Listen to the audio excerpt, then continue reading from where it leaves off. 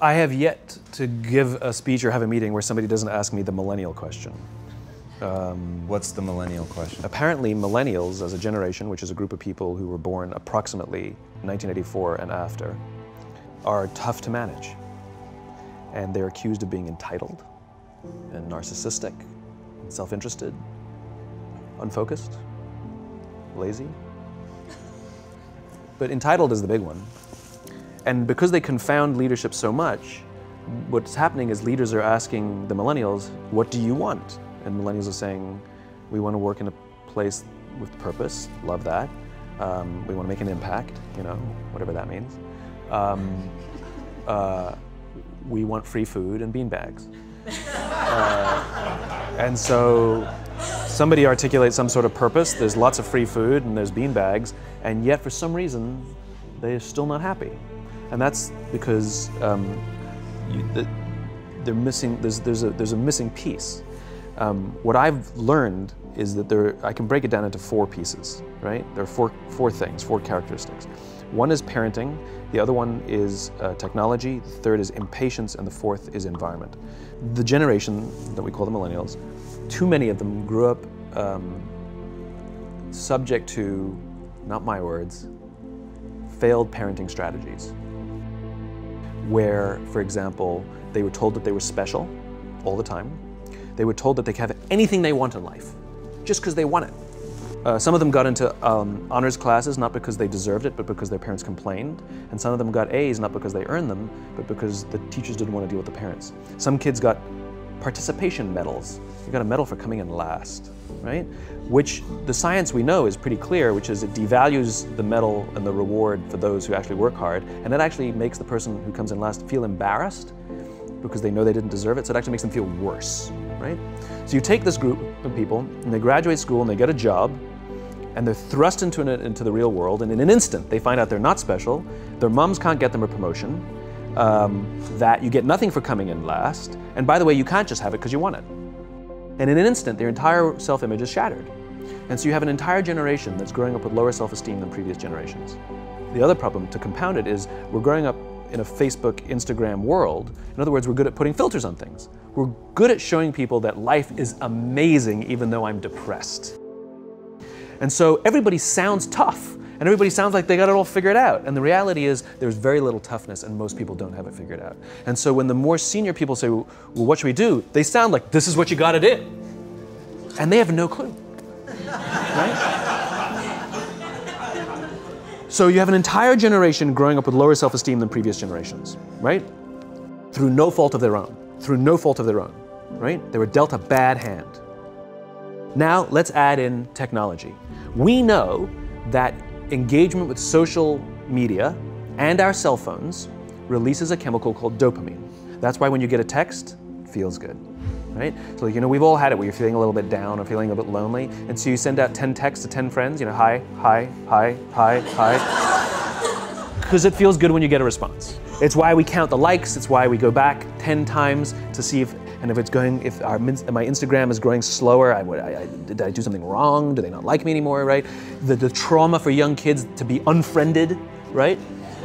Because we know when you get it, you get a hit of dopamine, which feels good. It's why we like it, it's why we keep going back to it. Dopamine is the exact same chemical that makes us feel good when we smoke, when we drink, and when we gamble. In other words, it's highly, highly addictive, right? We have age restrictions on smoking, gambling, and alcohol, and we have no age restrictions on social media and cell phones, which is the equivalent of opening up the liquor cabinet and saying to our teenagers, hey, by the way, this adolescence thing, if it gets you down. But that's basically what's happening. That's basically what's happening, right? That's basically what happened. You have an entire generation that has access to an addictive, numbing chemical called dopamine through social media and cell phones as they're going through the high stress of adolescence. Why is this important? Almost every alcoholic discovered alcohol when they were teenagers.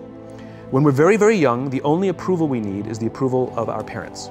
And as we go through adolescence, we make this transition where we now need the approval of our peers. Very frustrating for our parents, very important for us. It allows us to acculturate outside of our immediate families into the broader tribe, right? It's a highly, highly stressful and anxious period of our lives, and we're supposed to learn to rely on our friends. Some people, quite by accident, discover alcohol and numbing effects of dopamine to help them cope with the stresses and anxieties of adolescence. Unfortunately, that becomes hardwired in their brains, and for the rest of their lives, when they suffer significant stress, they will not turn to a person, they will turn to the bottle. Social stress, financial stress, career stress, that's pretty much the primary reasons why an alcoholic drinks, right? What's happening is, because we're allowing unfettered access to these dopamine-producing devices and media, basically it's becoming hardwired, and what we're seeing is, as they grow older, too many kids don't know how to form deep, meaningful relationships. Their words, not mine. They will admit that many of their friendships are superficial. They will admit that their friends, that they don't count on their friends, they don't rely on their friends, they have fun with their friends, but they also know that their friends will cancel on them if something better comes along. Deep, meaningful relationships are not there because they never practice the skill set, and worse, they don't have the coping mechanisms to deal with stress. So when significant stress starts to show up in their lives, they're not turning to a person, they're turning to a device, they're turning to social media, they're turning to these things which offer temporary relief. We know, the science is clear, we know that people who spend more time on Facebook suffer higher rates of depression than people who spend less time on Facebook. These things balanced. Alcohol is not bad, too much alcohol is bad. Gambling is fun, too much gambling is dangerous. There's nothing wrong with social media and cell phones. It's the imbalance.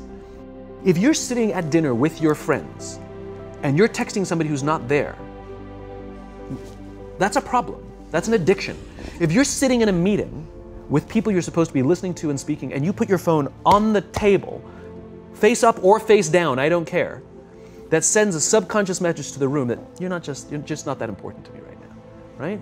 That's what happens. And the fact that you cannot put it away is because you are addicted, right? If you wake up and you check your phone before you say good morning to your girlfriend, boyfriend, or spouse, you have an addiction. And like all addiction, in time, it'll destroy relationships, it'll cost time, and it'll cost money, and it'll make your life worse. So you have a generation growing up with lower self-esteem that doesn't have the coping mechanisms to deal with stress.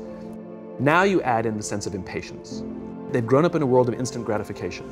You want to buy something, you go on Amazon, it arrives the next day. You want to watch a movie? Log on and watch a movie. You don't check movie times. You want to watch a TV show? Binge. You don't even have to wait week to week to week, right? I know people who skip seasons just so they can binge at the end of the season, right? Instant gratification. You want to go on a date? You don't even have to learn how to be like, hey. You don't even have to learn and practice that skill. You don't have to be the uncomfortable one who says yes when you mean no and says no when you mean no, but yes when you don't have to swipe right. Bang, I'm a stud. Right? You don't have to learn the social coping mechanisms. Everything you want, you can have instantaneously. Everything you want, instant gratification, except job satisfaction and strength of relationships. There ain't no app for that. They are slow, meandering, uncomfortable, messy processes. And so I keep meeting these wonderful, fantastic, idealistic, hardworking, smart kids. They've just graduated school. They're in their entry-level job. I sit down with them and I go, how's it going? They go, I think I'm gonna quit. I'm like, why? They're like, I'm not making an impact. I'm like, you've been here 8 months. You know? It's as if they're standing at the foot of a mountain and they have this abstract concept called impact that they want to have in the world, which is the summit. What they don't see is the mountain. I don't care if you go up the mountain quickly or slowly, but there's still a mountain. And so what this young generation needs to learn is patience. That some things that really, really matter, like love, or job fulfillment, joy, love of life, self-confidence, a skill set, any of these things, all of these things take time. Sometimes you can expedite pieces of it, but the overall journey is arduous and long and difficult. And if you don't ask for help and learn that skill set, you will fall off the mountain, or you will, the worst case scenario, and we're already seeing it, the worst case scenario is we're seeing an increase in suicide rates, we're seeing an increase in this generation, we're seeing an increase in accidental deaths due to drug overdoses, we're seeing more and more kids drop out of school or take leaves of absence due to depression. Unheard of. These are all, this is really bad. The best case scenario, those are all bad cases, right? The best case scenario is you'll have an entire population growing up and going through life and just never really finding joy. They'll never really find deep, deep fulfillment in work or in life. They'll just waft through life and it'll be just, it's fine. How's your job? It's fine, the same as yesterday. How's your relationship? It's fine. Like that's the best case scenario. Which leads me to the fourth point, which is environment. Which is we're taking this amazing group of young, fantastic kids who were just dealt a bad hand. It's no fault of their own. And we put them in corporate environments that care more about the numbers than they do about the kids. They care more about the short-term gains than the long-term life of this young human being. We care more about the year than the lifetime, right? And so we are putting them in corporate environments that aren't helping them build their confidence, that aren't helping them learn the skills of cooperation, that aren't helping them overcome the challenges of a digital world and finding more balance, that isn't helping them overcome the need to have instant gratification and teach them the joys and impact and the fulfillment you get from working hard on something for a long time that cannot be done in a month or even in a year. And so we're thrusting to them in corporate environments, and the worst part about it is they think it's them. They blame themselves. They think it's them who can't deal. And so it makes it all worse. It's not. I'm here to tell them it's not them. It's the corporations, it's the corporate environments, it's the total lack of good leadership in our world today that is making them feel the way they do. They were dealt a bad hand, and I hate to say it, but it's the company's responsibility. Sucks to be you, like we have no choice, right? This is what we got, and I wish that society and their parents did a better job. They didn't. So we're getting them in our companies, and we now have to pick up the slack. We have to work extra hard to figure out the ways that we build their confidence. We have to work extra hard to find ways to teach them the social skills that they're missing out on. There should be no cell phones in conference rooms. None, zero. And I don't mean the kind of like sitting outside waiting to text. I mean like when you're sitting and waiting for a meeting to start, this is what we all do. We all sit here and wait for the meeting to start. Meeting starting? Okay. And we start the meeting. No, that's not how relationships are formed. Remember we talked about it's the little things? Relationships are formed this way. We're waiting for a meeting to start and we go, how's your dad? I heard he was in the hospital. Oh, he's really good. Thanks for asking. He's actually at home now. Oh, I'm really glad. It was really amazing. I know, it was really scary for him. That's how you form relationships. Hey, did you ever get that report done? Oh my God, no, I didn't. I'll help you out. Can I help you out with that? Really? That's how trust forms. Trust doesn't form at an event in a day. Even bad times don't form trust immediately. It's the slow, steady consistency. And we have to create mechanisms where we allow for those little innocuous interactions to happen. But when we allow cell phones in conference rooms, we just, okay, have the meeting. And then my favorite is like when there's a cell phone there and you go like this, you go. It rings and you go. I'm not gonna answer that. Mr. Magnanimous, you know? When you're out for dinner with your friends, like I do this with my friends. When we're going out for dinner and we're leaving together, we'll leave our cell phones at home. Who are we calling? Maybe one of us will bring the phone in case we need to call an Uber or take a picture of our meal. That goes without saying, come on. I mean, I'm an idealist, but I'm not insane. You know? Not a heathen. I mean, it looked really good. We'll take one phone. And so it's like an alcoholic. The reason you take the alcohol out of the house is because we cannot trust our willpower. We're just not strong enough. But when you remove the temptation, it actually makes it a lot easier. And so when you just say, don't check your phone, people literally will go like this. And somebody will go to the bathroom, and what's the first thing we do? Have the phone. Because I wouldn't want to look around the restaurant for a minute and a half. But if you don't have the phone, you just kind of enjoy the world. And that's where ideas happen. The constant engagement is not where you have innovation and ideas. Ideas happen when our minds wander and we go, and you see something, I bet they could do that. That's called innovation, right? But we're taking away all those little moments, right? You should not, and none of us should charge our phones by our beds. We should be charging our phones in the living rooms, right? Remove the temptation. You wake up in the middle of the night because you can't sleep, you won't check your phone, which makes it worse. But if it's in the living room, it's relaxed, it's fine. But it's my alarm clock.